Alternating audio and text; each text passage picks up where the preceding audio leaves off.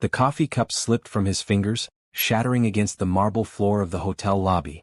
Time seemed to freeze as Richard Bennett stood motionless, his eyes fixed on a woman across the crowded space. 5 years. It had been 5 years since he'd seen her face, touched her hand or heard her voice. 5 years since Elizabeth had disappeared from their home without a trace, leaving nothing but painful memories and unanswered questions. She looked different now. Her hair was shorter, styled in soft curls that framed her face. She wore a simple blue dress that complemented her dark skin, so unlike the expensive designer clothes he'd once insisted she wear. But there was no mistaking those eyes, deep brown and expressive, the same eyes that had once looked at him with love, then fear, and finally nothing at all before she vanished. Richard's heart hammered against his chest as he moved forward, weaving through the crowd of business people filling the Singapore hotel lobby. Was he hallucinating? Had the stress of the merger negotiations finally broken him? But as he drew closer, he knew this was real. Elizabeth, his wife, the woman whose absence had haunted him for years, was standing just feet away from him, very much alive. She hadn't noticed him yet. She was engaged in conversation with another woman, laughing softly at something her companion said. That laugh, it had been so long since he'd heard it. In their final year together, Elizabeth rarely smiled, let alone laughed. Richard stopped a few feet away, suddenly unsure. What right did he have to approach her? To disrupt whatever peace she had found? The memories of their last months together flooded back, his angry outbursts, the cruel words, the night he'd grabbed her arm so hard it left bruises. The shame that had haunted him for 5 years returned with crushing force. But before he could retreat, Elizabeth turned and saw him. The smile dropped from her face, replaced by shock. The color drained from her cheeks as the coffee cup she was holding trembled in her hand. "Richard," she whispered, the name barely audible over the buzz of conversation around them. He couldn't speak. All the rehearsed apologies, all the things he'd imagined saying if he ever found her again vanished from his mind. Instead, acting on pure emotion, Richard moved forward and wrapped his arms around her, holding her tight against his chest as if she might disappear again at any moment. "I'm sorry," he managed to choke out, his voice breaking. "I'm so sorry." Elizabeth stood rigid in his embrace, neither pushing him away nor returning the gesture. Her friend looked on in confusion, clearly sensing the tension between them. After what felt like an eternity, Elizabeth gently extricated herself from his arms and took a step back. Her eyes, once filled with warmth for him, now regarded him with caution. "What are you doing here?" she asked, her voice steady despite the slight tremor in her hands. "Business conference," Richard replied, struggling to keep his emotions in check. "The Asian market's expansion. I never expected to see you here." The irony wasn't lost on him. He'd spent a fortune on private investigators trying to find her, only to stumble upon her by chance in a hotel halfway around the world from their Boston home. Elizabeth turned to her friend. "Patrice, could you give us a moment?" The woman nodded, shooting Richard a suspicious glance before walking away, but not too far, still keeping a protective eye on Elizabeth from a distance. "You look well," Richard said, immediately regretting the banality of his words. 5 years of separation, and that was all he could come up with? Elizabeth brushed a curl away from her face, a gesture so achingly familiar it made his chest hurt.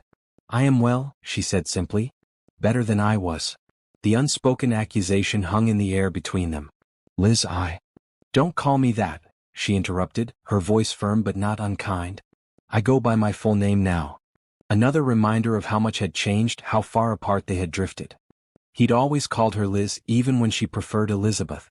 "I'm sorry, Elizabeth," he corrected himself, the name feeling formal on his tongue. "I've been looking for you since the day you left." A shadow crossed her face. "I didn't want to be found, Richard. I made that very clear." "I know," he acknowledged, swallowing hard. "And I understand why. What I did, who I was then," he broke off, struggling to find the right words. "I just needed to know you were safe." Elizabeth glanced around the busy lobby, clearly uncomfortable with having this conversation in such a public place. "I have a meeting in 10 minutes, she said, checking her watch. "I can't do this right now." Richard felt panic rising in his chest. He couldn't lose her again, not when he'd just found her by some miracle. "Please," he said, his voice more desperate than he intended. "Just a few minutes of your time. Maybe dinner? Or coffee tomorrow. Anything." Elizabeth studied his face and he wondered what she saw there. Was it the same angry, controlling man she had fled from? Or could she see the change in him, the years of therapy, the painful self-examination, The genuine remorse that had reshaped him? After a long pause, she reached into her purse and pulled out a business card. "I have meetings all day," she said, handing him the card. "But I'll be at this restaurant tonight at 8. If you want to talk, that's where I'll be." Richard took the card with trembling fingers, reading the restaurant name printed beneath her own: Elizabeth Turner, International Development Consultant. She had changed her last name back to her maiden name. Another painful reminder of her determination to erase all traces of their life together. "I'll be there," he promised, tucking the card carefully into his pocket. Elizabeth nodded, then turned to walk away.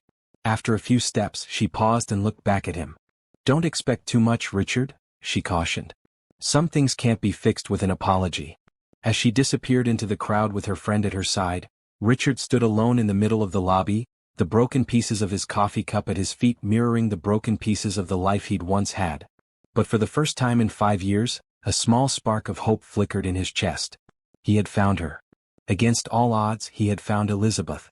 Now he just had to prove to her that he wasn't the same man she had left behind. The man who had driven her to disappear without a trace.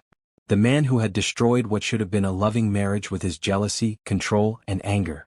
Could a person truly change? Richard believed he had. But would Elizabeth ever believe it too? As hotel staff rushed to clean up the broken cup, Richard pulled himself together. He had 8 hours until dinner, 8 hours to prepare for the most important conversation of his life. A conversation that might give him a second chance he knew he didn't deserve, but desperately wanted.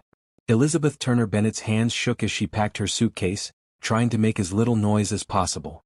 The bedroom was dark except for the small bedside lamp, casting long shadows across the luxurious furnishings she had once admired but now felt suffocating.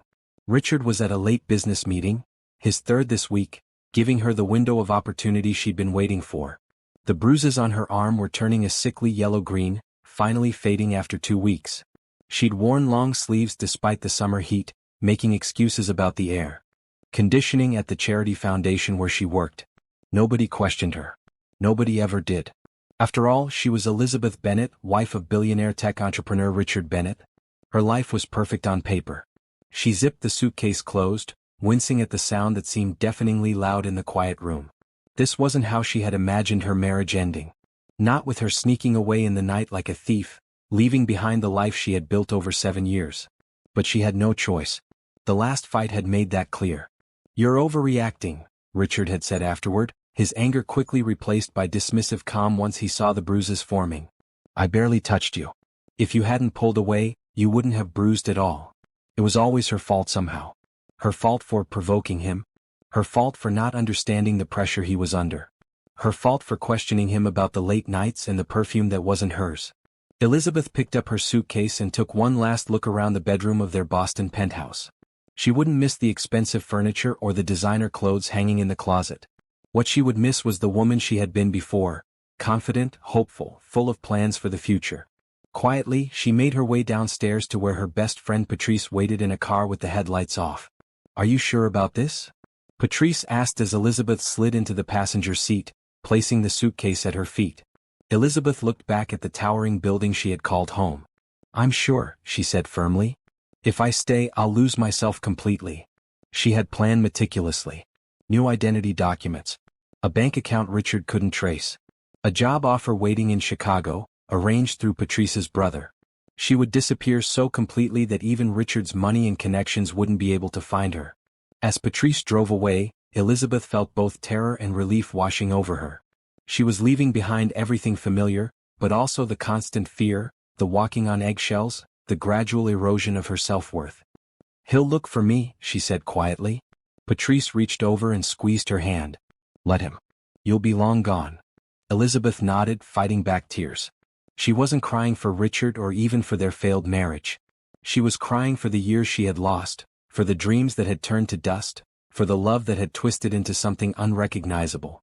"I want you to promise me something," she told Patrice. "If anything happens to me, if he somehow finds me, tell the truth about why I left. Don't let him control the narrative." "Nothing's going to happen to you," Patrice insisted. "But I promise, the world will know exactly who Richard Bennett really is." Elizabeth leaned back against the seat, watching the city lights blur as they headed toward the airport. She thought about the day she'd met Richard, how charming and attentive he had been. How his confidence had seemed admirable rather than concerning. How the red flags had been there from the beginning, but she had mistaken them for passion. The control had been so gradual she hardly noticed it happening. First, gentle suggestions about her clothes. Then questions about who she was meeting for lunch. Later, surprise appearances at her work events. Finally, demands to know where she was every minute of the day, accusations of lying when she was 5 minutes late, monitoring of her phone and email. The first time he'd grabbed her arm during an argument, he'd been immediately remorseful, showering her with gifts and promises. The second time the apology came with excuses. By the fifth time, it had become almost routine. His anger, her fear, his apologies, her forgiveness. A toxic cycle she couldn't break. Until now. "We're almost at the airport," Patrice said, breaking into her thoughts. "Are you ready?" Elizabeth took a deep breath and nodded. "I'm ready." She thought of the letter she'd left on Richard's desk. Short, direct, and clear. She was leaving and did not want to be found. No explanations, no accusations. Just a final period to the sentence of their marriage. As they pulled up to the departure terminal, Elizabeth felt a moment of panic. What if this didn't work? What if he found her anyway? What if she wasn't strong enough to make it on her own? Patrice seemed to read her thoughts. "You've got this," she assured her. "Remember who you were before him. That woman is still inside you." Elizabeth hugged her friend tight. "Thank you for everything.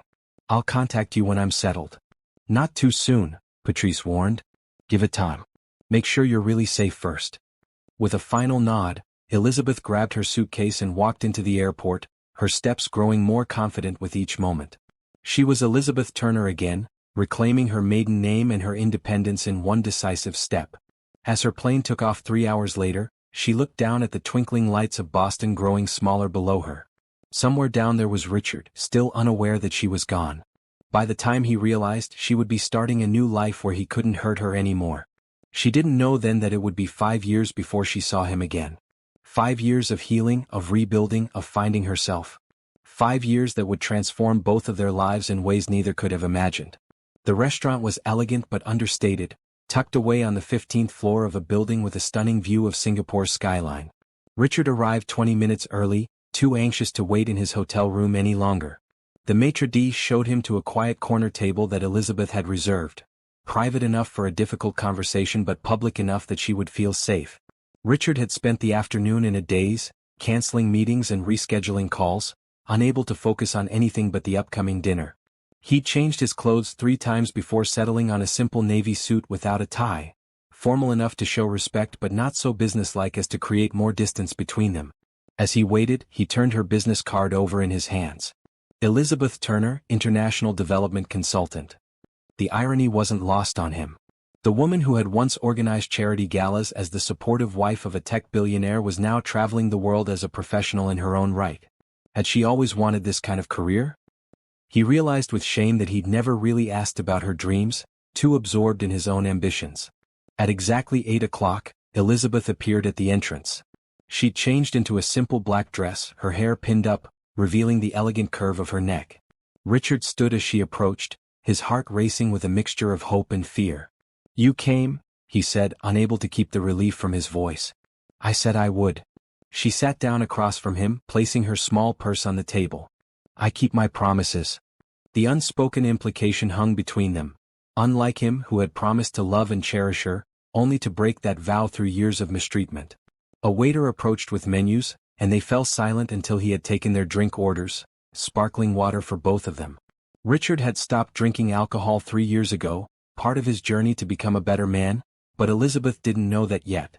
"You look well," he said once they were alone again, searching for a way to begin. "You said that this afternoon." A small smile touched her lips. "But thank you. You look different." "Different how?" Elizabeth studied him thoughtfully. "Less angry. You always had this tension around your eyes like you were constantly on edge. It's not there anymore." Richard nodded, surprised by her observation. "I've been working on that. Among other things." The waiter returned with their drinks and they ordered their meals, grilled fish for her, vegetable pasta for him. Another change she wouldn't know about. His diet, his lifestyle, the daily meditation practice that had helped him manage the rage that once consumed him. "Elizabeth," he began once they were alone again, "finding you today was... I don't even have words for it. I've imagined this moment so many times." She took a sip of her water. What do you want, Richard? After all this time, what are you hoping for from this conversation? Direct and straightforward, that hadn't changed about her. It was one of the qualities that had attracted him to her in the first place, before his insecurity had twisted it into a threat. Honestly? I'm not sure, he admitted. When I saw you this afternoon, all I knew was that I couldn't let you disappear again without at least telling you how sorry I am. For everything. Elizabeth's expression remained neutral, but he could see her fingers tighten around her water glass. You hurt me, she said simply. Not just physically, though that was bad enough. You made me doubt myself, my worth, my sanity even. Do you understand that? Richard nodded, the familiar weight of shame pressing down on him. I do understand. Not at first, I was too blind, too arrogant to see what I was doing. But I understand now. What changed? She asked, genuine curiosity in her voice. Richard took a deep breath. This was the part of the story he had rehearsed so many times, yet now that the moment had come, he struggled to find the right words. After you left, he began, I was lost.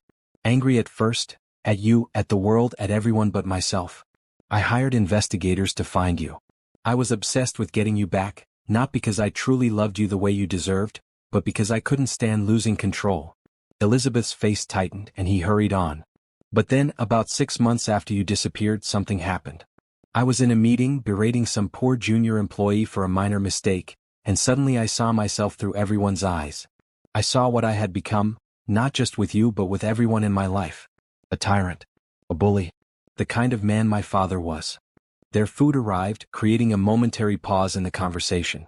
Richard barely noticed what was placed in front of him, too focused on Elizabeth's reaction. That was your turning point? She asked, skepticism evident in her tone. The beginning of one, he clarified.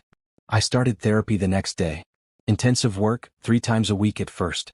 It wasn't easy, digging into why I felt so entitled to control the people around me, especially you. Why I thought love meant possession. Why I was so afraid of losing you that I ended up driving you away. Elizabeth began eating slowly, her eyes never leaving his face. And what did you discover? That I'm the son of an abuser who never dealt with his own trauma. That I confused love with ownership. That I was terrified of abandonment but created the very conditions that would ensure it. Richard pushed his pasta around his plate, finding it difficult to eat. None of that excuses what I did to you. Nothing could. But understanding it helped me begin to change. Change how? She wasn't making this easy for him, but he didn't expect her to. I sold the company, he said, watching surprise flicker across her face. The pace, the pressure, it brought out the worst in me. I started a foundation instead, focused on domestic violence prevention and survivor support. Anonymous donations, not for publicity. I've been in therapy for 4.5 years. I don't drink anymore. I practice mindfulness to manage my anger. I've tried to make amends where I could, though obviously not with you, since I couldn't find you. Elizabeth placed her fork down. Until today. Until today, he echoed. Elizabeth, I don't expect forgiveness. I don't even expect you to believe me. But I need you to know that I understand now what I did to you, and I live with that regret every day. She was quiet for a long moment, and he forced himself to remain silent, to give her the space he had never allowed before. Why did you hug me? She finally asked. In the lobby. After 5 years, your first instinct was to hold me. Richard hadn't expected this question. It was pure emotion, he admitted. Seeing you alive and well after wondering for so long. I didn't think. I just needed to know you were real. He hesitated. I'm sorry if I overstepped. You did, she said plainly. But I understand the impulse. They ate in silence for a few minutes, the weight of their shared history hanging between them. What about you? Richard finally asked. These past 5 years, have they been good to you? Something softened in Elizabeth's expression. Not at first. I was scared, constantly looking over my shoulder, sure you would find me. I changed cities 3 times in the first year. But eventually, yes. I went back to school, got my master's in international development. Started consulting. Found purpose in my work. And happiness? He asked softly. I found myself, she replied. The woman who existed before you, the one who had dreams and ambitions of her own. That was enough. Richard nodded, understanding the profound truth in her words. You deserve every happiness, Elizabeth. I mean that. She studied him as if trying to detect any hint of the manipulation that had once colored their interactions. What happens now, Richard? We've had this conversation. You've apologized. Is that the end of it? He placed his napkin on the table, his food barely touched. That depends on you, he said carefully. I'm in Singapore for another week. If you're willing, I'd like the chance to show you that I've changed. Not with any expectation of reconciliation. I know that door is probably closed forever, but just so you can see that your leaving wasn't in vain. That it woke me up to what I had become. Elizabeth considered his words, her expression unreadable. And if I say no? If I tell you that I want to walk out of this restaurant and never see you again? Then I'll respect that, Richard said firmly. No private investigators this time. No searching. You've built a new life, and you have every right to live it without me in it. The waiter approached to clear their plates and offer dessert menus. They both declined. One dinner, Elizabeth finally said. Tomorrow night. And then I'll decide if I want any further contact. Relief washed over him. It was more than he had dared to hope for.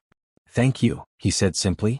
As they left the restaurant, Richard maintained a respectful distance, not offering to touch her or walk her to her hotel. They paused at the elevator. 7 o'clock tomorrow, he suggested. I'd like to take you to a place I think you might enjoy. Elizabeth nodded. I'll meet you in the lobby. As the elevator doors closed between them, Richard felt a curious mixture of hope and sadness. He had found her against all odds. He had been given a chance to apologize, to begin to make amends. But the distance between them, emotional more than physical, remained vast. 5 years of separate lives, of growth and change on both sides. Could that distance ever be bridged? And more importantly, should it be? As he walked back to his hotel, Richard realized that for the first time, he was thinking not about what he wanted from Elizabeth, but about what was best for her. And that, perhaps, was the most profound change of all. Elizabeth stood in front of her hotel room mirror, questioning her decision to agree to another dinner with Richard. Their conversation the previous night had left her with conflicting emotions, surprise at his apparent transformation, skepticism about its depth, and a confusing undercurrent of something she wasn't ready to name. She chose a deep purple dress that she'd bought in Milan last year, one that made her feel confident and strong. She would need that strength tonight. Richard had always had a way of breaking through her defenses, of making her believe in possibilities that weren't real. She couldn't afford to be vulnerable with him again. When the elevator doors opened to the lobby at precisely 7 o'clock, she saw him immediately. He stood by the entrance, more casually dressed than the night before in dark jeans and a light blue button-down shirt. He looked younger somehow, less burdened than the Richard she had known. Elizabeth, he greeted her with a smile that didn't try to hide his nervousness. Thank you for coming. I said I would, she reminded him, the same words she'd used yesterday. I arranged for a car, he said, guiding her toward the exit without touching her. The place I want to take you is a bit off the beaten path. As they settled into the back seat of the luxury sedan, Elizabeth maintained her distance, sitting closer to the door than to Richard. Where are we going? She asked. A small restaurant in Chinatown, Richard replied. It's not fancy, but the food is incredible, and there's something special about it I think you'll appreciate. Elizabeth raised an eyebrow. The old Richard would never have chosen a non-luxury establishment, too concerned with appearances and status to enjoy anything authentic or simple. How did you find it? She asked. My driver recommended it, Richard admitted. I've been trying to experience more of the real places when I travel, not just the 5-star hotels and Michelin restaurants. Another change, small but significant. The Richard she had married lived in a bubble of wealth and privilege, showing little interest in connecting with local cultures or people outside his social class. They rode in silence for a while, the glittering Singapore skyline passing by their windows. Elizabeth found herself stealing glances at Richard's profile, noting the new lines around his eyes, the silver threading through his dark hair at the temples. 5 years had changed him physically, but had they truly changed him inside? Tell me about your work, Richard said, breaking the silence. International development, that's a big field. Elizabeth hesitated, unaccustomed to sharing details of her life with him. But there was genuine interest in his eyes, not the polite attention he used to feign before steering conversations back to himself. I focus on economic empowerment programs for women in developing countries, she explained. Helping women start businesses, access education, build financial independence. Understanding flickered across Richard's face. That's meaningful work. It is, she agreed. I've seen how economic independence can transform not just individual lives but entire communities. And give women the power to leave bad situations, Richard added quietly. Elizabeth met his gaze. Yes. That too. The car pulled up to a narrow street lined with colorful shophouses, the heart of Singapore's Chinatown district. Their driver pointed to a small restaurant with red lanterns hanging outside before driving away with a promise to return in 2 hours. As they approached, Elizabeth noticed something unusual about the restaurant. The staff moving about inside were all women, many of them older, and a small sign by the door displayed a symbol she recognized from her work, the international symbol for organizations supporting survivors of domestic violence. She turned to Richard with questioning eyes. "It's called New Beginnings," he explained softly. "It's staffed entirely by women who have escaped abusive relationships. The restaurant gives them employment, community, and a fresh start." Elizabeth felt her chest tighten with emotion. "You knew about this place before your driver mentioned it?" Richard nodded, looking slightly embarrassed. "I researched it before I came to Singapore. My foundation has supported similar programs in different countries. I didn't expect to be bringing you here, but when you agreed to dinner, it seemed right." A small, elderly woman greeted them at the door with a warm smile, leading them to a corner table decorated with fresh flowers and candles. The restaurant was simple but beautiful, with artwork created by local women adorning the walls. "The owner started this place after leaving her husband of 30 years, Richard explained once they were seated. "She had worked in his restaurant her whole marriage but was never allowed to make decisions or have any control.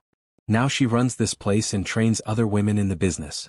Elizabeth looked around, feeling a connection to these women she had never met. "It's remarkable," she said softly. Their server brought menus and tea, explaining that each dish had a story behind it, created by one of the women who worked there. Elizabeth listened intently, touched by the thought and care evident in every aspect of the restaurant. After they ordered, she turned her attention back to Richard. "Why did you bring me here?" Richard took a deep breath. "Because I wanted you to see that I understand now. What you went through, what so many women go through, it's not abstract to me anymore. And I wanted you to know that even though I can never undo what I did to you, I'm trying to be part of the solution now, not the problem." Elizabeth studied him carefully.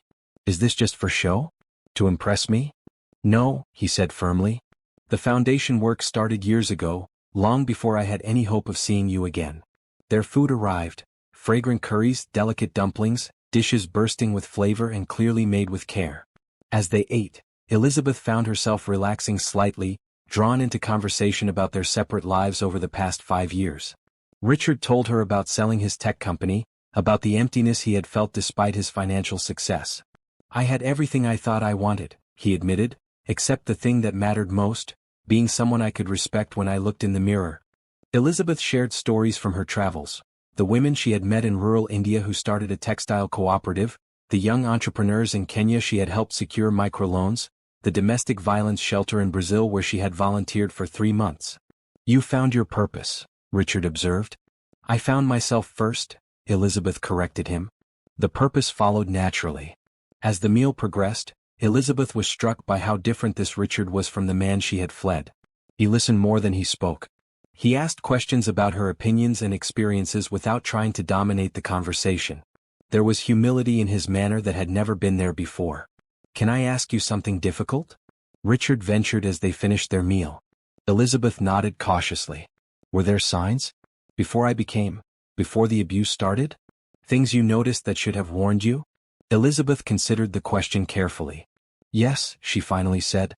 "But they were subtle at first. Your need to know where I was at all times. Your criticism of my friends. The way you would get angry if I disagreed with you in public. I mistook jealousy for love and control for care." Richard winced but nodded. "I've spent a lot of time in therapy talking about those patterns. How they escalated from controlling behaviors to worse." "Why are you asking?" "Because part of my foundation work involves education programs for young people about healthy relationships," he explained. "I want them to recognize the red flags I displayed, to know that love doesn't look like what I thought it did." Elizabeth felt something shift inside her. Not forgiveness exactly, but a recognition that the man sitting across from her was genuinely trying to make amends in a broader sense. As they finished their tea, the owner came to their table to chat. She was a tiny woman with intelligent eyes and a kind smile, speaking with pride about the restaurant and the women who worked there.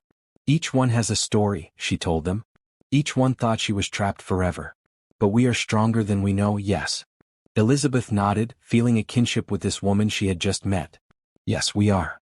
When they left the restaurant, The night air was warm and fragrant with spices from the nearby market stalls. Their car wasn't due for another 20 minutes. "Shall we walk a bit?" Richard suggested, gesturing to the colorful street ahead. Elizabeth agreed and they strolled side by side, careful not to walk too close. The bustling night market was alive with sounds and smells, vendors calling out their wares, the sizzle of street food cooking, the chatter of locals and tourists. "I never thank you," Richard said suddenly. Elizabeth looked at him in surprise. "For what?" "For leaving," he replied, his voice steady but filled with emotion. "It was the wake-up call I needed. If you had stayed, I might never have changed. I might have destroyed you completely and never even realized what I had done." Elizabeth felt tears pricking at her eyes, unexpected and unwelcome. "I didn't leave to help you, Richard. I left to save myself." "I know," he acknowledged. "And that makes it even more meaningful. Your courage to walk away when you did, it probably saved both of us." They stopped walking, standing beneath the glow of red lanterns strung across the street. In the warm light, Elizabeth could see the sincerity in Richard's eyes, the regret, but also the growth. "One day at a time," she said quietly. "That's how healing works." "One day at a time," he agreed. Their car appeared at the end of the street, signaling the end of their evening. As they drove back to the hotel in comfortable silence, Elizabeth found herself wondering about possibilities she had never allowed herself to consider. Not reconciliation, that seemed too simple, too neat for the complex history between them. But perhaps something else. Understanding. Closure. Or maybe, just maybe, a new kind of relationship built on the stronger people they had both become. When they reached the hotel, Richard walked her to the elevator but made no move to join her. "Thank you for tonight," he said simply. Elizabeth nodded. "It was unexpected. Would you be open to meeting again before I leave Singapore?" he asked, his tone making it clear that he would accept her answer either way. Elizabeth considered her response carefully. "I think I would," she finally said. "But I need a day to process all of this." Relief washed over Richard's face. "Of course. Day after tomorrow, perhaps?" "I'll send you a message," she promised as the elevator doors opened. As she rode up to her floor, Elizabeth tried to make sense of her conflicting emotions. She had spent 5 years building a life without Richard, healing from the wounds he had inflicted. Was she risking that healing by letting him back into her life, even in this limited way? Or was this part of her healing too, seeing for herself that people could change, that the man who had once hurt her so deeply could become someone different? In her hotel room, Elizabeth kicked off her shoes and walked to the window, gazing out at the glittering Singapore skyline. Somewhere in this same building was Richard, probably asking himself similar questions. 5 years ago she had fled in the dark, terrified and broken. Now she stood in the light, strong and whole, facing her past without fear. Whatever happened next would be her choice, made from a position of power, not weakness. That realization, more than anything that had happened over the past 2 days, gave her a profound sense of peace. Elizabeth woke early the next morning, her mind still processing the events of the previous evening.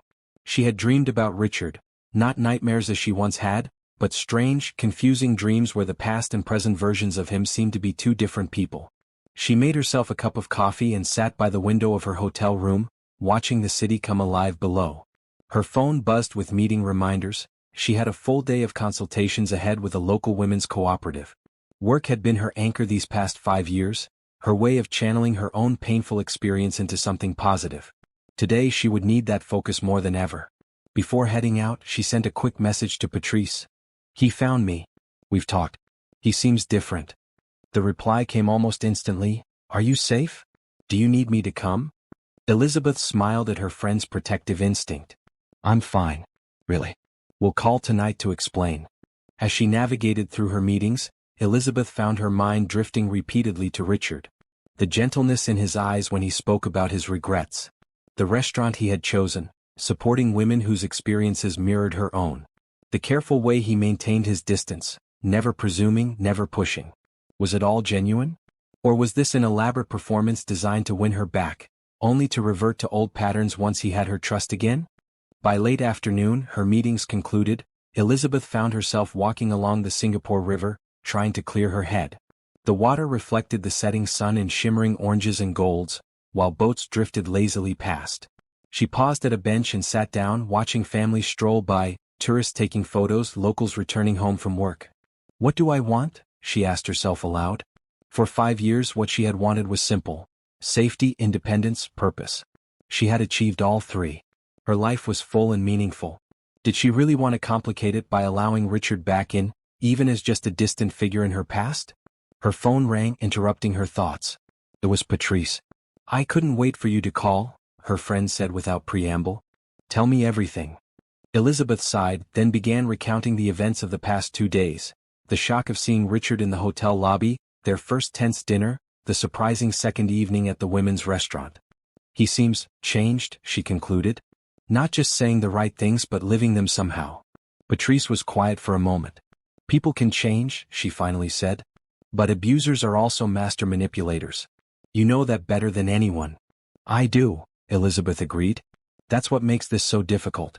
If he's truly different, shutting him out completely feels, I don't know, like refusing to believe people can grow. And if he's not? If this is just a more sophisticated version of his control?" Elizabeth watched a young couple walk past, hand in hand, laughing at some private joke. "Then I walk away again. But this time I'm stronger. I'm not the same woman he broke down 5 years ago." "No, you're not," Patrice agreed, her voice softening. "You rebuilt yourself beautifully. Just promise me you'll be careful. Trust your instincts, they saved you once before." After ending the call, Elizabeth continued her walk, letting her mind wander through possibilities. By the time she returned to her hotel, she had made her decision. She texted Richard, "Tomorrow 10 a.m. Meet me in the hotel lobby. Wear comfortable shoes." His reply came quickly, "I'll be there." Elizabeth slept fitfully that night, her dreams a confused jumble of past and present. In one vivid sequence she stood in their old Boston penthouse, but all the doors had disappeared, replaced by walls. Richard called to her from somewhere beyond, his voice echoing strangely, but she couldn't find a way out. She woke gasping, the old fear momentarily gripping her before she recognized her hotel room, safe and secure. "The past is not the present," she reminded herself, breathing deeply until her heart rate slowed. It was a mantra her therapist had helped her develop in those early months after her escape. By morning, the dream had faded, and her resolve had strengthened. She dressed in casual clothes, jeans, a comfortable blouse and walking shoes, and headed downstairs. Richard was already waiting, dressed similarly in casual attire, looking slightly nervous.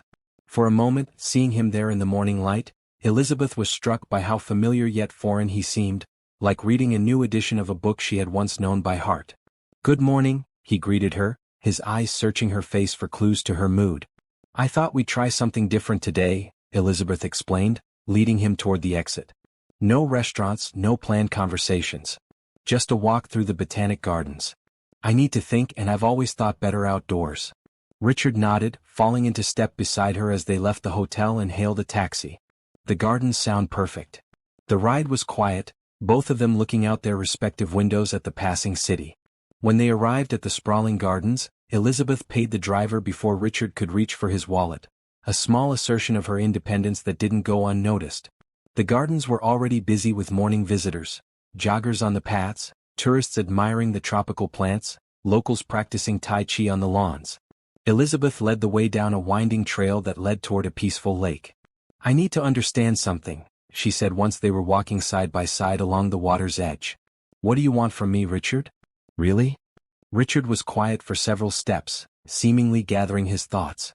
"When I first saw you in the lobby, all I wanted was a chance to apologize," he finally said. "To tell you how sorry I am for what I did, for who I was." "And now?" Elizabeth pressed. "Now?" He hesitated. "Now I want whatever you're willing to give. Forgiveness would be more than I deserve. But even just knowing that you're well, that you've built a good life, that means something to me." They reached a secluded bench overlooking the lake, and Elizabeth sat down, gesturing for Richard to join her. A comfortable distance remained between them. "I didn't think I could ever be in your presence without feeling afraid," she admitted. "Or angry. Or both. And I have felt those things these past few days, but not constantly. There have been moments when I've seen someone new in you, someone I never knew." Hope flickered in Richard's eyes, quickly tempered with caution. "I am someone new in many ways," he said quietly. "The core of who I was is still there, but I've worked hard to build better layers around it. Better thoughts, better reactions, better values." "You hurt me deeply," Elizabeth said, her voice steady despite the weight of the words. "Not just with your hands but with your words, your control, your anger. You made me believe I was nothing without you. Richard's face contorted with pain. I know. And if I could take it all back. You can't, she interrupted gently. That's the thing about the past. We can't change it, only learn from it. I've learned to trust myself again, to know my worth. What have you learned? That love isn't possession, he replied immediately. That respect and freedom are more important than control. That my fear of losing you became a self-fulfilling prophecy because I tried to hold on too tight. A family of ducks paddled across the lake, the ducklings following their mother in a neat row. Elizabeth watched them, reminded of her own journey following Patrice that night 5 years ago, heading into an uncertain future. I've decided something, she said after a long silence. I'm willing to stay in contact. To see where this goes, not as a reconciliation, but as two people who once meant everything to each other, getting to know who they've become. Richard exhaled slowly as if he'd been holding his breath. I would like that very much. But I need ground rules, she continued firmly. I need space and time. I'll be in Singapore for another month for my project. You said you're here for a week. If that week goes well, if I continue to see this changed version of you, then perhaps we can find a way to maintain some kind of connection after you leave. Any terms you set I'll respect, Richard promised. Elizabeth turned to face him fully. I need to know that you understand what this is and isn't. This isn't me coming back to you. This isn't forgiveness, at least not yet. This is me giving us both a chance to put the past to rest, whatever that ends up meaning. Richard nodded, his expression solemn. I understand. And Elizabeth, thank you. Just for the chance to show you who I am now. As they continued their walk through the gardens, Elizabeth felt a curious lightness. She had feared that seeing Richard again would drag her back into the past, would undo the healing of these 5 years. Instead, it felt like closing a loop, like facing a fear and finding it diminished. They spent the morning wandering the paths, talking sometimes, comfortable in silence at others. Richard told her about his foundation's work, about the domestic violence prevention programs he had helped fund. Elizabeth shared stories from her travels, the women she had met who reminded her of herself in different ways. By the time they stopped for lunch at a small cafe within the gardens, something had shifted between them. Not intimacy exactly, but a tentative bridge across the chasm of their shared history. Tomorrow, Elizabeth said as they finished their meal, there's an event at the women's center I'm working with. They're launching a new microfinance program. Would you like to come? See what I do. The invitation surprised them both. Richard's eyes widened slightly before he nodded. I would be honored. As they made their way back to the hotel later that afternoon, Elizabeth realized she had spent an entire day with Richard without once feeling afraid. The knowledge was both startling and empowering. Whatever happened next, she had reclaimed something vital. Her power to choose, to set boundaries, to define the terms of her own life. That night, alone in her room, she wrote in her journal, something she had done religiously since leaving Richard. Today I walked beside my past without being consumed by it. I don't know if Richard has truly changed as much as he seems to have. Only time will tell. But I know that I have changed. I am no longer defined by what happened to me, by what he did. Whether he stays in my life or not is now truly my choice. And that might be the greatest victory of all. The Women's Center was housed in a converted warehouse on the outskirts of Singapore, its plain exterior belying the vibrant activity within. Elizabeth arrived early, helping the staff arrange chairs and set up displays showcasing the handcrafted products made by women in the program. Colorful textiles, intricate jewelry, and hand-woven baskets transformed the space into a marketplace of possibility. When Richard arrived precisely at the time she had specified, Elizabeth was in deep conversation with a young woman who had recently joined the program after leaving an abusive marriage. She watched as Richard hesitated at the entrance, taking in the scene with evident interest but making no move to interrupt her. It was a small thing but significant. The old Richard would have expected her immediate attention, would have grown impatient waiting for her to finish. This Richard found a seat at the back of the room, content to observe until she was ready to acknowledge him. When she finally approached him, his face lit up with a smile that held none of the possessiveness she once would have seen there. This place is amazing, he said, gesturing around the room. You can feel the energy here. Elizabeth nodded, feeling a surge of pride in the work. These women have overcome so much. Some of them remind me of myself 5 years ago, scared but determined to build something new.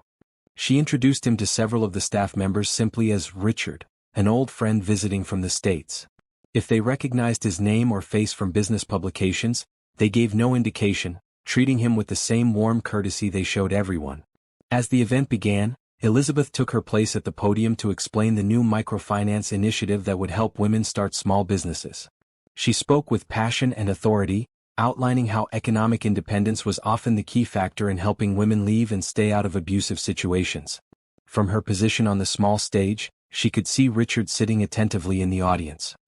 His eyes never left her face, and she could read genuine admiration in his expression, not the controlling pride he used to exhibit when she performed her duties as his wife at charity functions, but real respect for her expertise and commitment. After her presentation, several of the program participants shared their stories, tales of survival, resilience, and hope that brought tears to many eyes in the room. Richard listened intently, his expression somber as one woman described how her husband had isolated her from family and friends, how he had controlled every aspect of her finances, how she had finally escaped with nothing but the clothes she wore. When the formal presentations concluded, the event transitioned into a marketplace where attendees could purchase products made by women in the program. Elizabeth watched as Richard moved thoughtfully from stall to stall, engaging with the women, asking questions about their craft, purchasing several items without haggling over prices.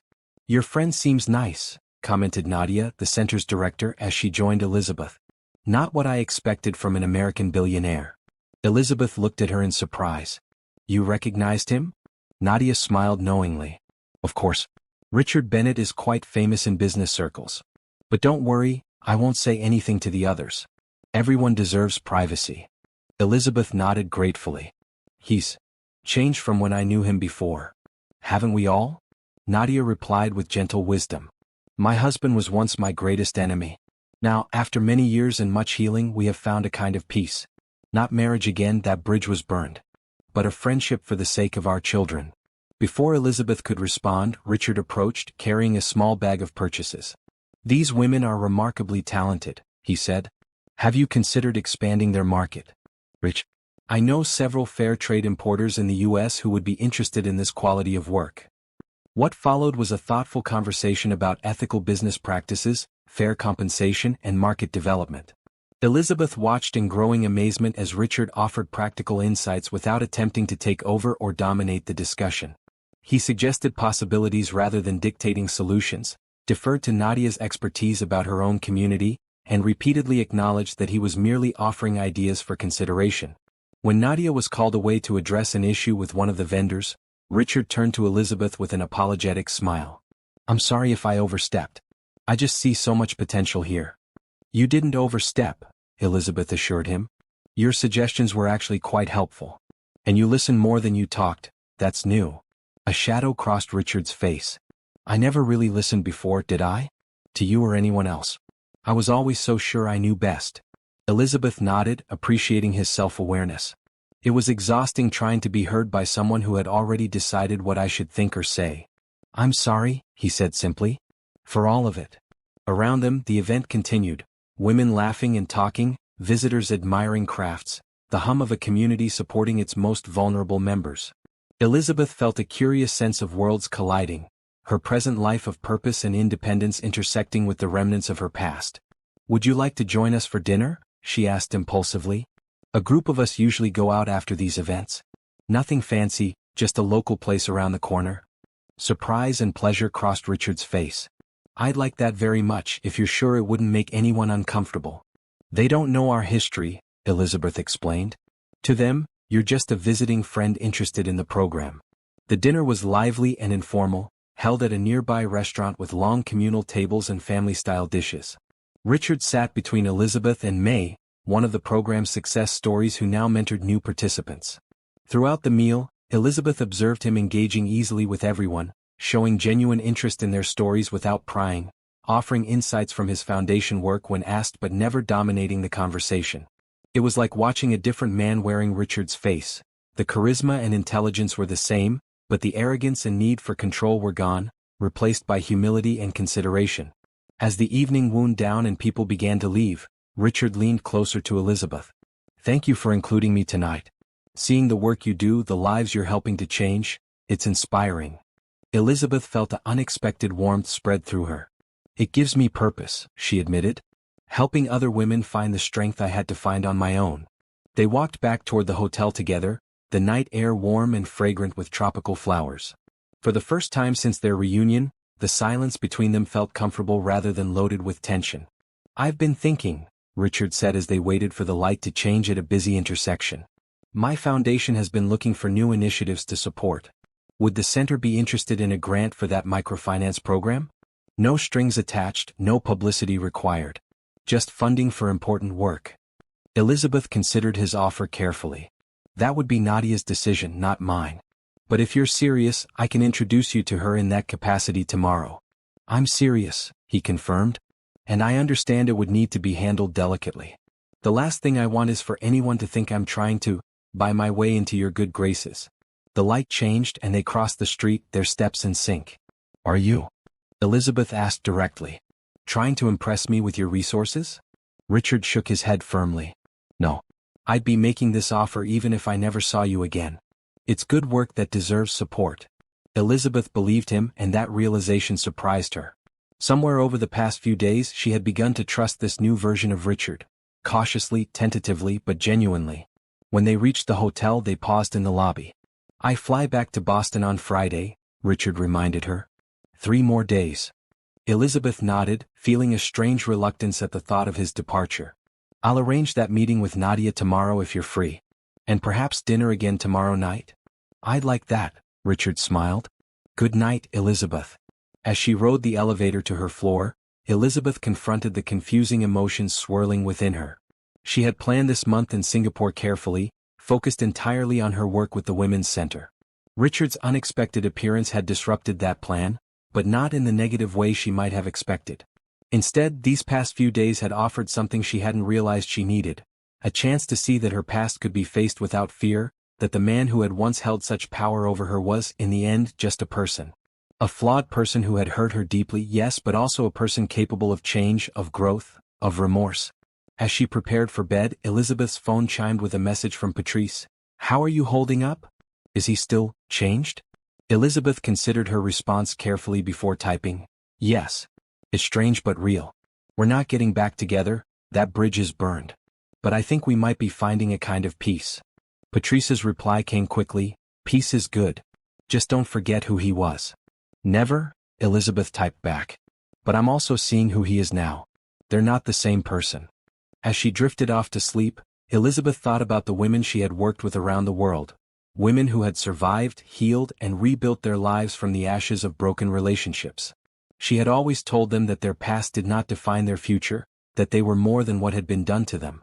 Perhaps it was time to extend that same possibility to Richard. Not forgetting or excusing what he had done, but acknowledging that people could change if they truly wanted to, if they did the hard work required. And Richard, it seemed, had done that work. 3 more days until he left Singapore. 3 more days to explore this strange new dynamic between them, not reconciliation but perhaps something equally valuable, understanding. The next day passed in a blur of activity.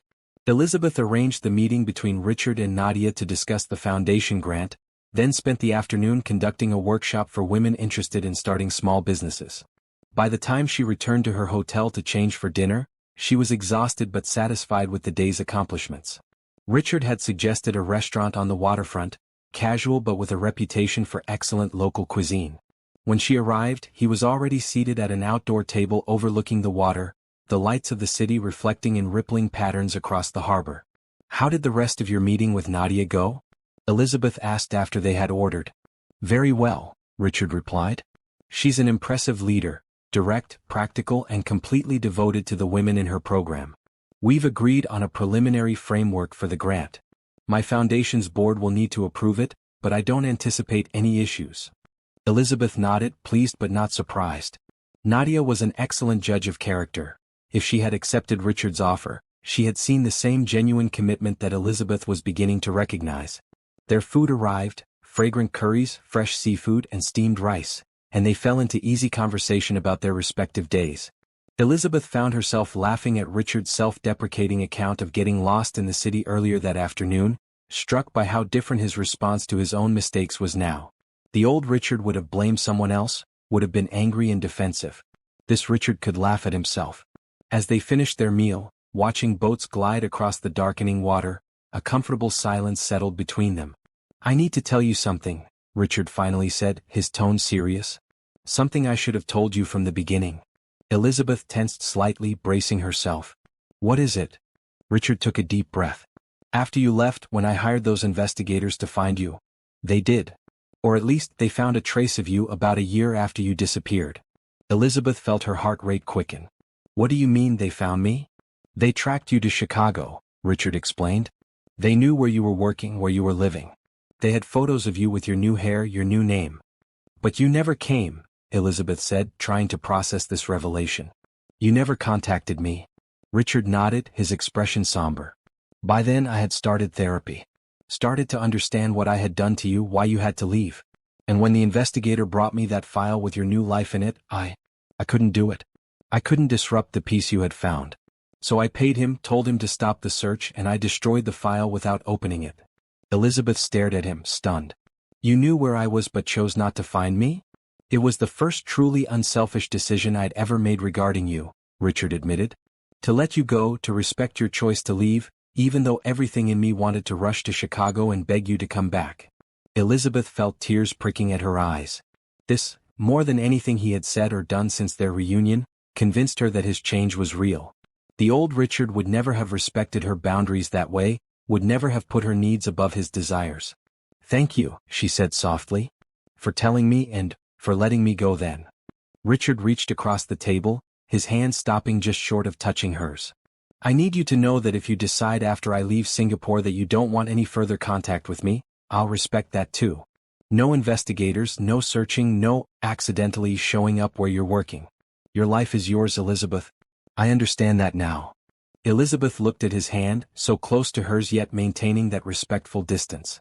After a moment's hesitation, she reached forward and placed her fingers lightly on his. Not intertwining, not holding, just a brief touch of acknowledgement. I appreciate that, she said. But I think I might want some form of contact. Not right away and not too close, but something. We have history, Richard. Painful history, yes, but also moments that shape both of us. I don't want to pretend those years never happened. Relief washed over Richard's face. Neither do I. As they left the restaurant and walked along the waterfront promenade, Elizabeth found herself thinking about the strange journey that had brought them to this moment. 5 years ago, she couldn't have imagined being able to walk beside Richard without fear, to talk with him as equals, to see him not as the monster of her nightmares but as a flawed human being capable of both terrible mistakes and genuine growth. What happens after you leave? She asked as they paused to watch a light show playing across the city skyline. I go back to Boston, Richard replied. Continue the foundation work. And you? I'll finish my project here, then head to Thailand for a similar initiative, Elizabeth explained. My life is pretty nomadic these days, following the work where it's needed. Richard nodded, understanding in his eyes. It suits you. I see how alive you are doing this work, how much purpose it gives you. They reached a quieter section of the promenade, where benches faced the water. By unspoken agreement, they sat down, the city lights twinkling around them like earthbound stars. Can I ask you something personal? Elizabeth ventured. Anything, Richard encouraged. Have you been with anyone since I left? Richard looked surprised by the question but answered honestly. No. Not in any serious way. There were a couple of brief relationships early on before I really started working on myself, but they followed the same toxic patterns and ended quickly. After that, I decided to focus on my own healing before involving anyone else in my life. Elizabeth nodded, appreciating his candor. I haven't either, she admitted. I tried dating a couple of years ago, but I found I still had too many trust issues, too many walls up. It didn't seem fair to bring someone else into that. And now? Richard asked carefully. Elizabeth looked out at the water, considering her answer. I'm open to the possibility. The walls are coming down slowly. But I'm also content on my own in a way I never was before. My work fulfills me, my friendships sustain me. Romance isn't something I need anymore. You deserve all of it, Richard said quietly. Work that matters, friends who love you, and if you want it, someone who will cherish you the way I should have. The sincerity in his voice touched something deep within Elizabeth. For the first time since their reunion, she allowed herself to really look at him. Not as her former abuser, not as a changed man, but simply as Richard, a person she had once loved deeply before fear replaced that love. In the soft evening light, she could see traces of the man she had fallen for years ago, the intelligence in his eyes, the determined set of his jaw, the way his expression softened when he looked at her. But the arrogance was gone, replaced by a humble confidence that was far more attractive. "Tomorrow's your last full day here," Elizabeth noted, breaking the moment before it became too charged. "What would you like to do?" Richard considered the question. "Honestly, I'd like to see more of your work if that's possible. Today at the center, watching you in your element, it was inspiring." His answer pleased her. "I have a field visit scheduled. A trip to a rural community outside the city where we're establishing a new program. It's a long drive and the conditions are pretty basic. Not exactly the luxury you're used to." Richard smiled. "All the better. I spend too much time in boardrooms and five-star hotels. I'd welcome seeing the real world for a change." As they walked back to the hotel, Elizabeth found herself thinking about how differently this reunion could have gone. She had feared that seeing Richard again would drag her back into old patterns, would reopen wounds that had finally healed. Instead, it had given her something unexpected, a sense of closure, of coming full circle. When they reached the elevator, Richard hesitated. "What time should I be ready for the field visit tomorrow?" 6 a.m., Elizabeth replied with a slight smile. "Still interested?" "Absolutely," he confirmed without hesitation. "I'll be in the lobby at 6 sharp." As Elizabeth rode up to her floor alone, she reflected on the tangle of emotions this week had brought. Fear giving way to caution, caution to curiosity, and curiosity to a growing appreciation for the person Richard had become. Not forgiveness, not yet. But something close to understanding. In her room, she called Patrice as promised, giving her a full update on the day's events, including Richard's confession about finding and then letting her go in Chicago. "That's actually impressive," Patrice admitted reluctantly.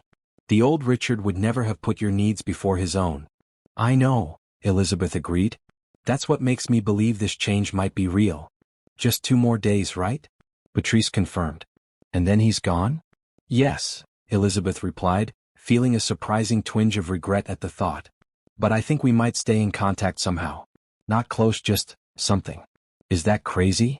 Patrice was quiet for a moment. "Not crazy," she finally said. "Unexpected. But you've always had good instincts, Liz. If you feel this is right for you, I trust that." After they hung up, Elizabeth stood by the window looking out at the city lights. Tomorrow she would show Richard the heart of her work. The rural communities where women struggled against poverty and patriarchal traditions to build better lives for their families.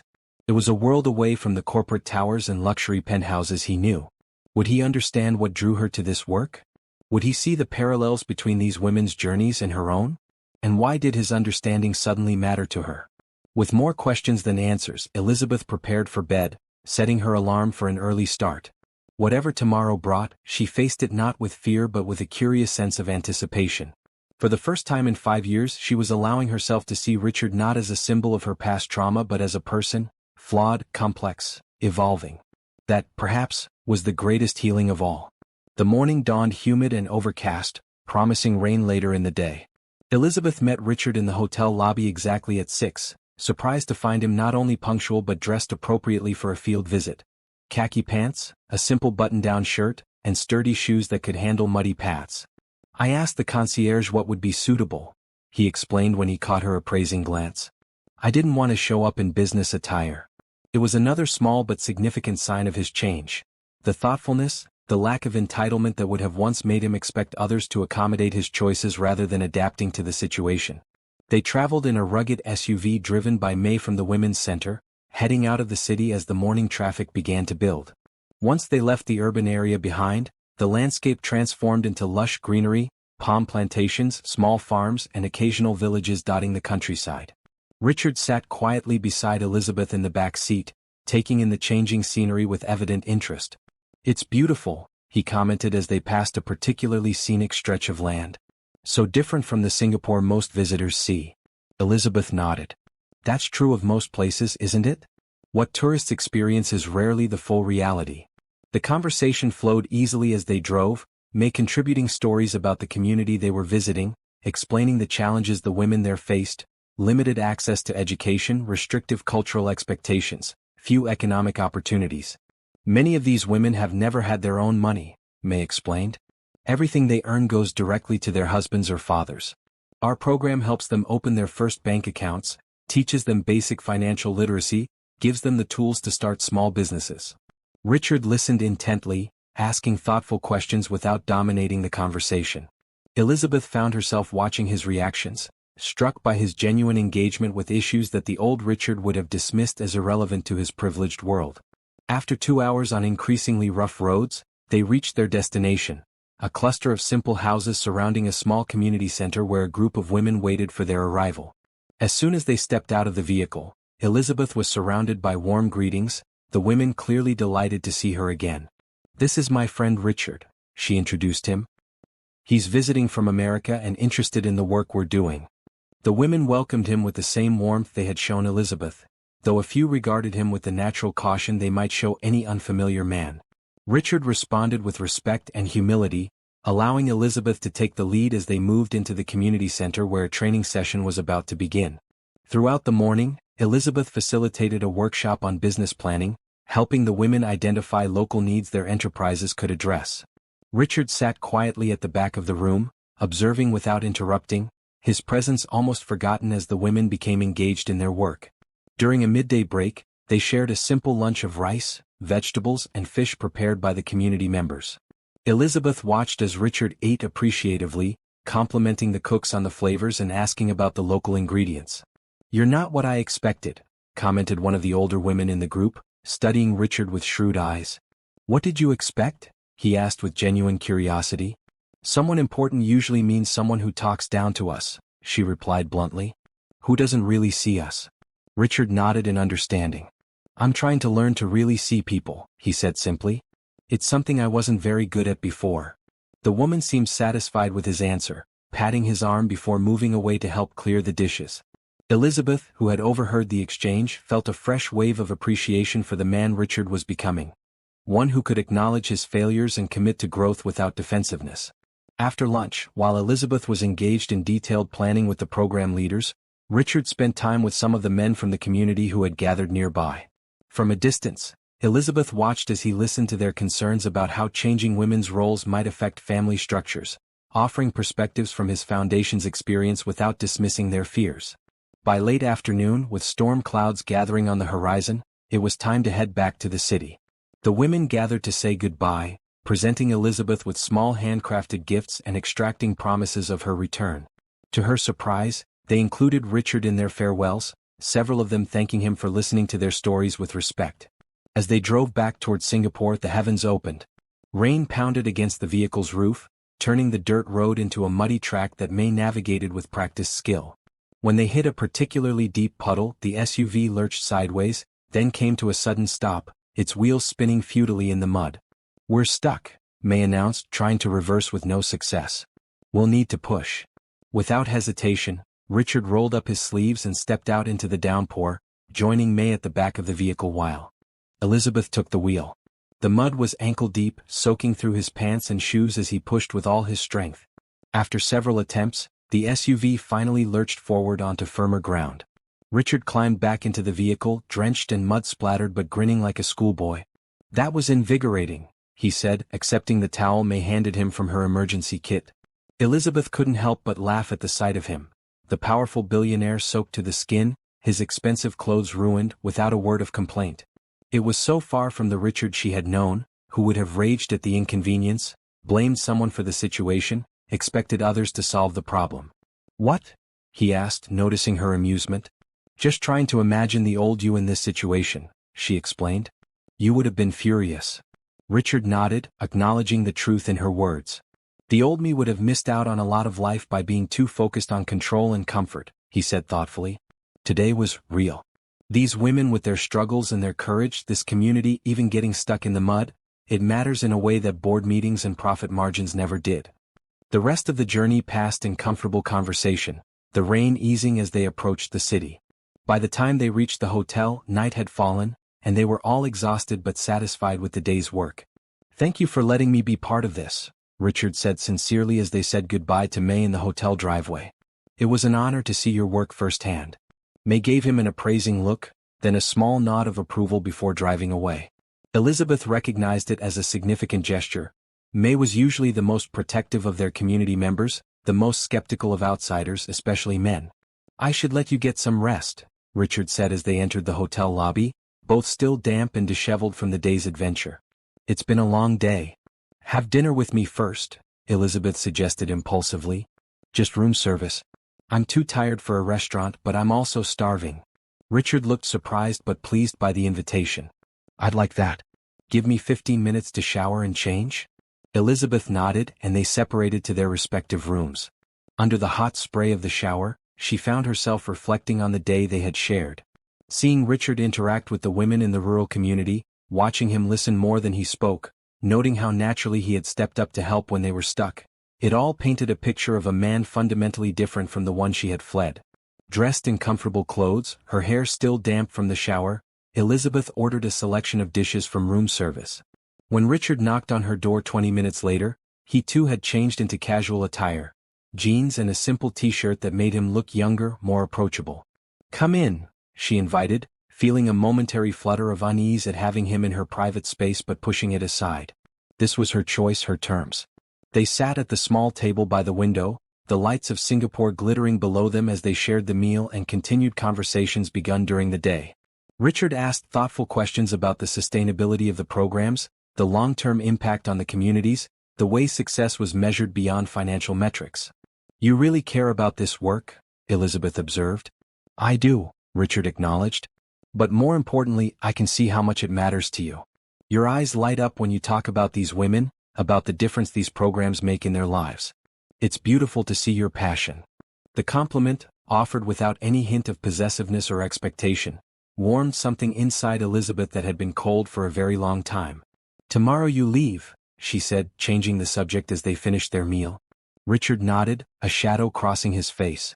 Back to Boston, back to reality. What does reality look like for you now? Elizabeth asked. You've mentioned the foundation, but what else fills your days? It was a personal question, more intimate than anything she had asked since their reunion. Richard seemed to recognize its significance, taking a moment to formulate his answer. Simpler things than before, he finally said. I sold the penthouse after you left, too many ghosts. I live in a smaller place now, outside the city. I garden, believe it or not. Grow my own vegetables. I read more, mostly history and philosophy. I mentor young entrepreneurs, focusing on ethical business practices. I still attend board meetings for the companies I've invested in, but I'm not running anything day-to-day anymore. Elizabeth tried to picture this new life, so different from the frenetic, power-driven existence they had shared. You sound content. I'm getting there, Richard said honestly. I've found purpose in the foundation work, peace in the simpler lifestyle. But there's still... He trailed off, looking uncertain whether to continue. Still what? Elizabeth prompted. Regret, he admitted. For what I destroyed with you.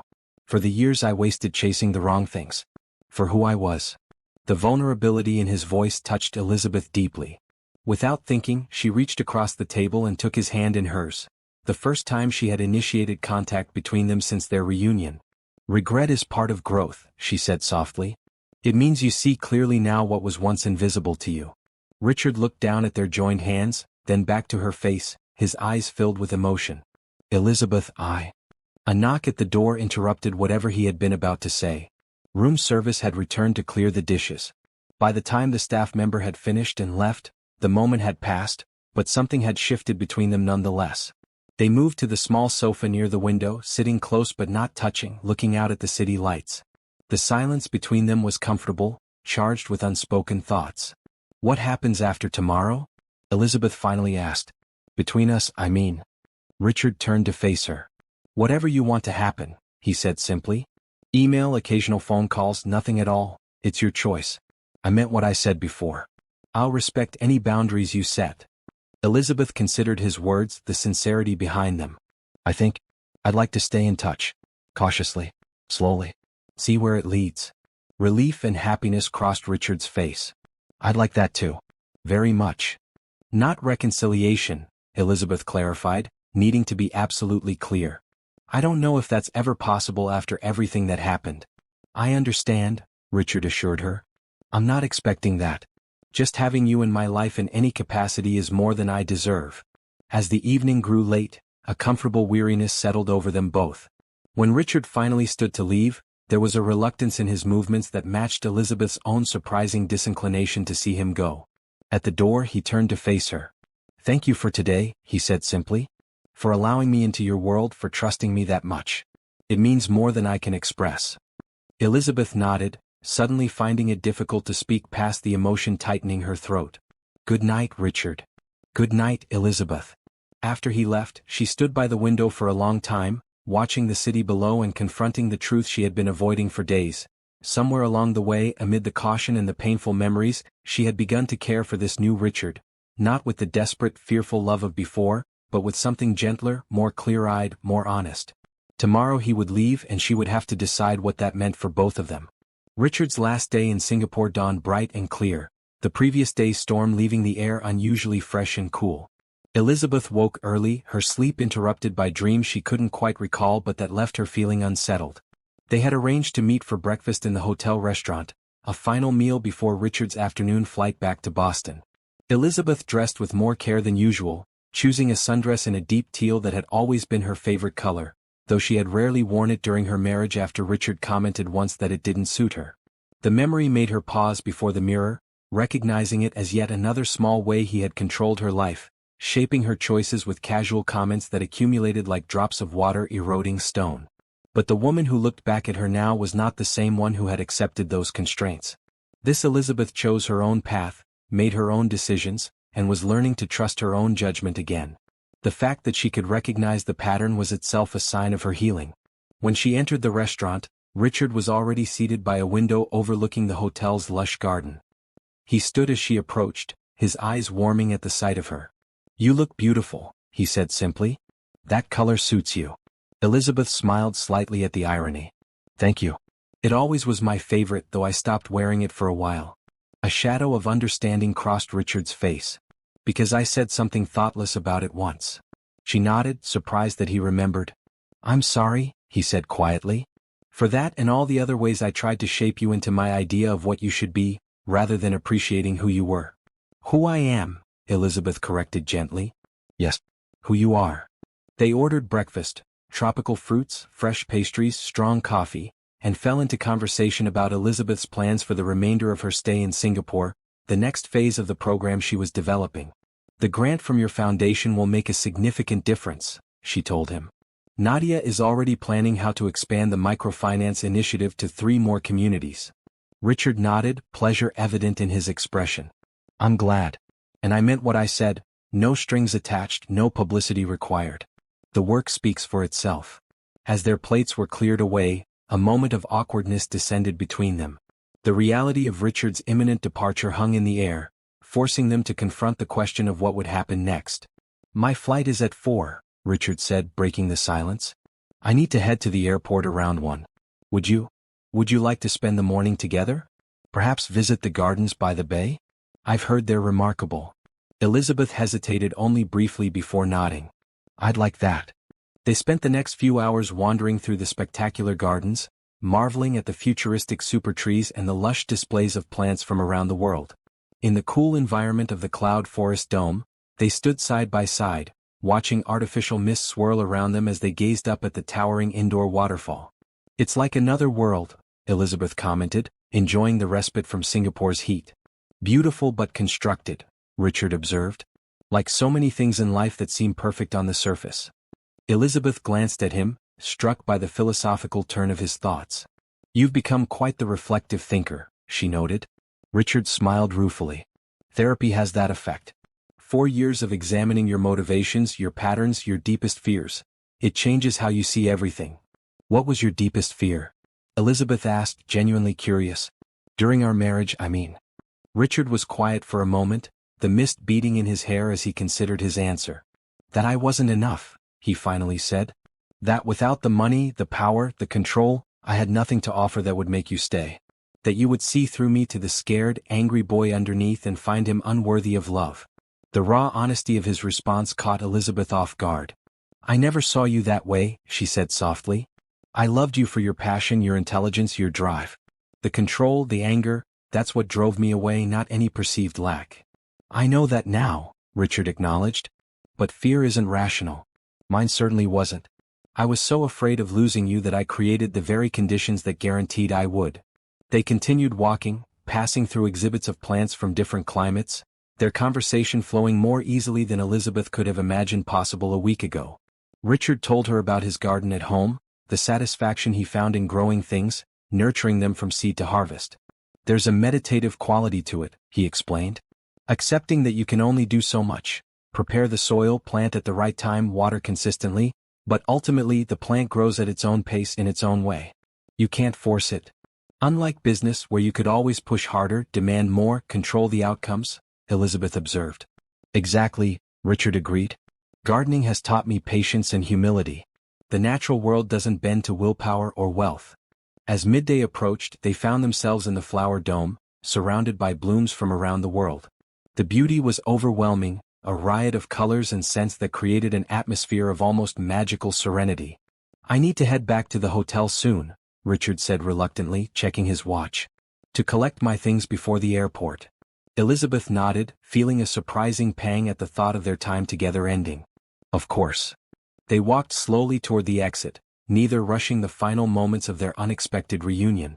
Outside, they found a taxi to take them back to the hotel, sitting close but not touching in the back seat, each lost in their own thoughts. When they reached the hotel, Richard turned to Elizabeth.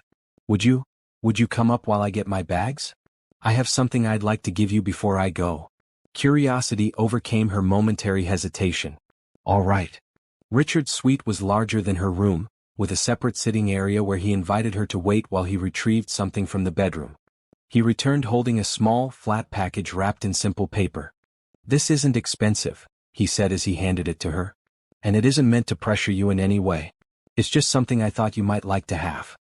Elizabeth unwrapped the package carefully to reveal a book, a collection of poems by Mary Oliver, the poet whose work she had always loved but Richard had once dismissed as too simple, too sentimental. You remembered, she said, surprised. I remembered dismissing your taste, Richard corrected. Another way I tried to control even the smallest aspects of your life.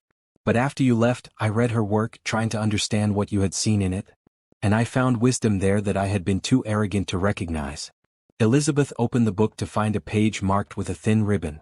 The poem, The Journey, was highlighted, its opening line speaking of stepping forward on one's own path, away from the voices that called you back. Below, Richard had written a single line, You had the courage I lacked. Thank you for showing me a better way. Emotion tightened Elizabeth's throat as she closed the book, holding it against her chest. Thank you, she managed to say. This means more than any expensive gift ever could. I know that now, Richard said softly. The old me would have tried to impress you with diamonds or designer clothes, objects that demonstrated my wealth rather than my understanding. Elizabeth nodded, recognizing the truth in his words. The Richard she had married had often used expensive gifts as both apologies and methods of control, beautiful things that tethered her to him, that emphasized the luxurious life she would lose if she left. I have something for you too, she said suddenly, remembering the small package in her purse. It's nothing special, just something I picked up at the women's market yesterday. But it made me think of you. She handed him a small cloth bag containing a simple carved wooden figure, a man with his hands outstretched, his face turned upward. The woman who makes these calls them hope figures, Elizabeth explained. Each one represents a different emotion or journey. This one is about opening yourself to possibility after a long darkness. Richard held the figure carefully, studying its simple lines and the expression of tentative joy on its carved face. It's perfect, he said, his voice husky with emotion. Thank you. The hotel room phone rang, the front desk calling to inform Richard that his car to the airport was waiting. The moment of departure had arrived, no longer abstract but immediate and real. They rode the elevator down in silence, each processing the strange journey of the past week. From the shock of their unexpected reunion to this moment of genuine connection neither could have anticipated. At the hotel entrance, Richard's luggage was already being loaded into the waiting car. They stood facing each other, suddenly awkward, the physical distance between them at odds with the emotional proximity they had developed. Elizabeth, Richard began, then stopped, searching for the right words. This week has been. I don't even have words for what it's meant to me. Seeing you thriving, doing work you love, strong and confident, it's more than I could have hoped for. And having the chance to apologize, to show you that I've changed. I'll always be grateful for that gift. Elizabeth nodded, finding it difficult to speak past the emotion tightening her throat. It wasn't what I expected either, she admitted. When I saw you in that lobby, all I felt was fear and anger. But now, Richard prompted gently when she trailed off. Now I see a person, Elizabeth said simply. Not the monster of my nightmares or the controlling husband I fled from. Just a person flawed but trying to be better. And that's healing for me too. Richard's eyes shone with unshed tears. That's more than I deserve. It's not about deserving, Elizabeth said firmly. It's about growth. Change. The possibility that people can learn from their worst mistakes and become something better. The driver signaled that it was time to leave if Richard was to make his flight. The moment of farewell could no longer be delayed. May I? Richard hesitated, then continued. May I hug you goodbye? I understand if you'd rather not. Elizabeth considered the request, searching her feelings carefully. A week ago, his touch had frozen her with old fear. Now the prospect felt different, not threatening but simply human. Yes, she said softly. Richard stepped forward and gathered her gently in his arms, the embrace respectful rather than possessive. Elizabeth allowed herself to return the hug, her arms encircling his waist as she breathed in the familiar scent of him, now associated with new memories that didn't carry the sting of old pain. When they separated, Richard's eyes were damp, but he smiled through the emotion. I'll email when I get back to Boston, he promised. But only if you want me to. I do, Elizabeth confirmed. Safe travels, Richard. Goodbye, Elizabeth. And thank you, for the second chance I never thought I'd have. She stood watching as he climbed into the car, raising her hand in farewell as it pulled away from the curb and merged into the busy Singapore traffic. Even after it disappeared from view, she remained there, processing the tumult of emotions this unexpected week had brought. Not reconciliation. The damage had been too deep, the breach too complete for that. But something equally valuable had emerged from the ashes of their marriage. Understanding. Forgiveness, perhaps, still taking shape like a distant shoreline gradually becoming visible through fog. As Elizabeth finally turned to re-enter the hotel, she realized she was still clutching the book of poems to her chest. She opened it again to the marked page, reading the final lines of The Journey, with new appreciation. Determined to save the only life you could save. 5 years ago, she had saved herself by leaving. Now, she could see that in doing so, she had inadvertently saved Richard too, forcing him to confront the man he had become and find a better path forward. There was a certain symmetry in that realization, a closing of a circle that had once seemed broken beyond repair. 3 months after Richard's departure from Singapore, Elizabeth stood on the balcony of her apartment in Bangkok, watching the sunset paint the city skyline in shades of gold and pink. Her project in Thailand was going well, expanding to include more communities than originally planned, creating opportunities for women to achieve economic independence that once would have seemed impossible. Her phone chimed with an incoming email notification. Even before checking, she knew it would be from Richard. His weekly update, a ritual that had developed naturally since his return to Boston. Their communication had been cautious at first, brief messages confirming his safe arrival, her successful completion of the Singapore project. Gradually the emails had lengthened, evolved into more meaningful exchanges. Richard shared details of his foundation work, the progress of his garden as summer turned to fall in New England, the books he was reading. Elizabeth wrote about her travels, the women she met, the challenges and triumphs of her projects. There was an ease to their written communication that surprised her, a honesty that perhaps would have been more difficult face to face. In writing, they could each take time to consider their words, to process their feelings without the immediate pressure of response. Opening the email, Elizabeth smiled at the subject line, First Snow and Fallen Leaves. Richard had attached photos of his garden dusted with early November snow, the last autumn vegetables being harvested before winter set in completely. His message began as they always did, with updates on his week, a new domestic violence prevention program his foundation was funding, a mentoring session with young entrepreneurs that had gone particularly well, progress on the memoir he had begun writing about his journey from abuser to advocate. Then, near the end, a shift in tone that caught her attention. I've been thinking a lot about our time in Singapore, about the gift of that unexpected reunion. In the 3 months since, our correspondence has meant more to me than I can express. There's a freedom in connecting with you now, without the possessiveness that poisoned everything before. I care about you, Elizabeth, about your happiness, your work, your dreams, without any expectation or demand. Just genuine care for the remarkable woman you are. Which brings me to a question I've been considering for weeks. The Women's Center in Bangkok is hosting an international conference next month on economic empowerment strategies. My foundation has been invited to participate, and I'm considering attending personally rather than sending a representative. I would, of course, be there in a professional capacity focused on the important work being done. but it would mean being in the same city as you. If this would make you uncomfortable in any way, I won't come. Your peace of mind matters more than any professional opportunity. But if you're open to the possibility of seeing each other again, perhaps just for coffee or dinner, nothing more, I'd welcome the chance. Either way, I remain grateful for the place you've allowed me in your life, however distant. With respect and care, Richard. Elizabeth read the email twice, considering her response carefully.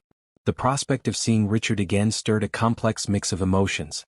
Their written exchanges had built a new kind of connection between them, thoughtful, respectful, honest in ways their marriage had never been. But face to face? That would be different, more immediate, more real. Was she ready for that? More importantly, did she want it? She thought back to their last day in Singapore, the unexpected peace she had felt when they parted. Not the closure of a door being firmly shut, but the opening of a different kind, smaller door, one that allowed connection without the intensity and damage of their past relationship. After careful consideration, she began typing her reply. Your garden looks beautiful with its dusting of snow. Here in Bangkok, we're in the midst of what passes for cool season, though it would still feel like summer to you. The work continues to be challenging and rewarding in equal measure. Just last week, she updated him on her projects, responded to his news, and then addressed the question he had posed. Regarding the conference, yes, I knew about it. In fact, I'll be presenting a case study on the Singapore program. If you decide to attend, I would be open to seeing you. Coffee, dinner, perhaps a walk along the river here. The city is beautiful at night. Our correspondence these past months has been unexpected but valuable to me too. I've come to know a Richard the first never fully saw before, thoughtful, humble, genuinely caring without the need to control. I don't know what the future holds for either of us, but I'm no longer afraid to find out. Until next time, Elizabeth. She sent the email, then returned to the balcony, watching as the last light faded from the sky and the city lights took over, creating constellations of human activity below. A sense of calm certainty settled over her. Whatever came next, she would face it from a position of strength, not fear. 4 weeks later, Elizabeth stood at the entrance to a small cafe near the Chao Phraya River, watching for Richard's arrival. The conference had begun that morning, with attendees from around the world gathering to share strategies for economic empowerment in developing communities. Richard had presented a compelling case for private foundation support of grassroots initiatives, his passion for the work evident in every word. They had seen each other only briefly, exchanging polite greetings among the crowd of international development professionals. Now, away from the conference center, they had arranged to meet for a more personal conversation. Elizabeth spotted him approaching, walking along the riverside promenade. He looked good, relaxed in casual clothes, his pace unhurried as he took in the sights and sounds of Bangkok at dusk. When he saw her, his face lit up with a smile that held genuine warmth but no presumption. Elizabeth, he greeted her, stopping at a respectful distance. It's good to see you. You too, she replied, surprised to find she meant it. The cafe has a table for us on their terrace. The view of the river is lovely this time of evening. They settled at a small table overlooking the water, where boats moved slowly past, their lights reflecting in the dark surface. After ordering coffee and local desserts, they fell into conversation about the conference, the presentations they had each attended, the connections they had made. Your case study was brilliant, Richard told her. The way you centered the women's voices, used their own words to describe the impact, it was powerful. Thank you, Elizabeth acknowledged. And your foundation presentation was equally compelling. You've developed a real understanding of how to support without controlling. A shadow of recognition crossed Richard's face at her choice of words. That's been my journey in every aspect of life, he admitted. Learning that true support means enabling others' autonomy, not directing their choices. Their coffee arrived, and for a moment they sat in comfortable silence, watching the river life unfold before them. A gentle evening breeze carried the scent of tropical flowers and cooking spices from nearby restaurants. How long are you in Bangkok? Elizabeth asked eventually. A week, Richard replied. The conference ends Friday, but I'm staying the weekend to meet with some local organizations we might partner with. Elizabeth nodded. Similar to my schedule. I have follow-up meetings next week. Another silence fell between them, but it wasn't awkward, just thoughtful, each of them considering the strange journey that had brought them to this peaceful moment in a city neither had imagined sharing. I've been thinking about that day in the hotel lobby in Singapore, Elizabeth said suddenly. How seeing you again was my greatest fear made real. If someone had told me then that 3 months later we'd be sitting here like this, calm, conversing as friends? I wouldn't have believed it possible. Friends? Richard repeated the word, testing it. Is that what we are now? Elizabeth considered the question seriously. Maybe something between friends and former spouses with a complicated history. There isn't really a word for what we are, is there? Richard smiled slightly. No, I suppose there isn't. We're writing our own definition. That's something I never got to do in our marriage, Elizabeth observed without bitterness. Define things for myself. My role, my worth, my future, they were all prescribed. And now? Richard asked softly. Now I define everything, she replied, a quiet confidence in her voice. My work, my path, my relationships. Including whatever this is between us. Richard nodded, understanding in his eyes. As it should be. They stayed at the cafe until long after sunset, talking about their separate lives, the growth of the past 3 months, the possibilities that lay ahead. When they finally left, Richard walked Elizabeth to her apartment building, maintaining the respectful distance that had characterized their entire evening. Would you like to have dinner tomorrow? He asked as they reached her door. There's a restaurant near the conference center that several people have recommended. Elizabeth considered the invitation. Yes, she decided. I'd like that. Until tomorrow then, Richard said, his smile genuine but restrained. As Elizabeth entered her apartment, she reflected on the evening they had shared. There had been no grand gestures, no dramatic declarations, no pressure or expectation. Just two people connecting genuinely, honestly as equals. Over the following days they fell into a pattern, attending conference sessions separately during the day, meeting for dinner or walks in the evening. They visited temples and markets, discussed books and ideas, shared stories of their work and the people who had shaped their journeys.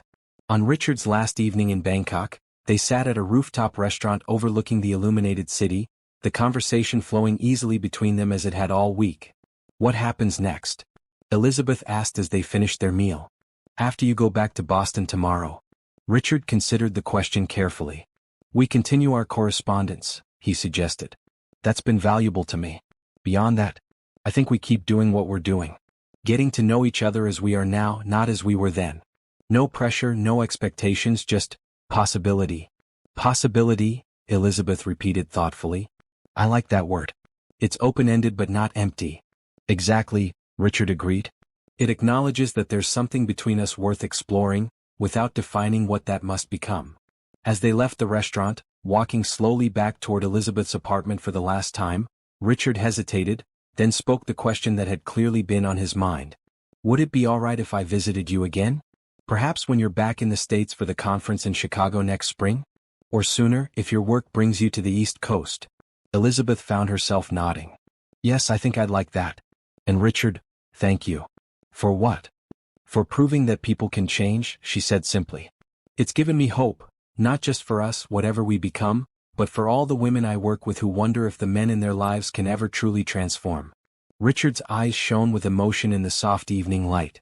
Some changes come too late, he acknowledged. I know that the damage I did can never be fully undone. But if my journey helps you in your work, helps other women believe in the possibility of real change, that means everything to me. At her door, they faced each other one last time. By unspoken agreement, they embraced.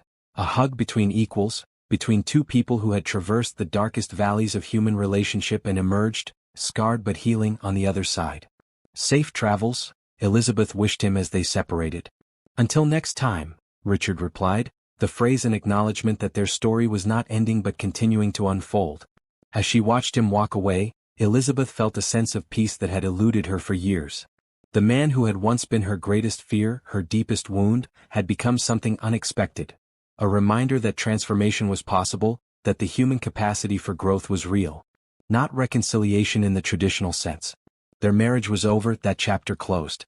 But perhaps something equally valuable had taken its place. A connection built on honesty rather than control, respect rather than fear, genuine care rather than possession. Inside her apartment, Elizabeth went to her desk and opened her journal. She had begun it 5 years ago on the night she fled Boston, a chronicle of her journey from victim to survivor to the strong, independent woman she had become. Tonight's entry would mark another milestone.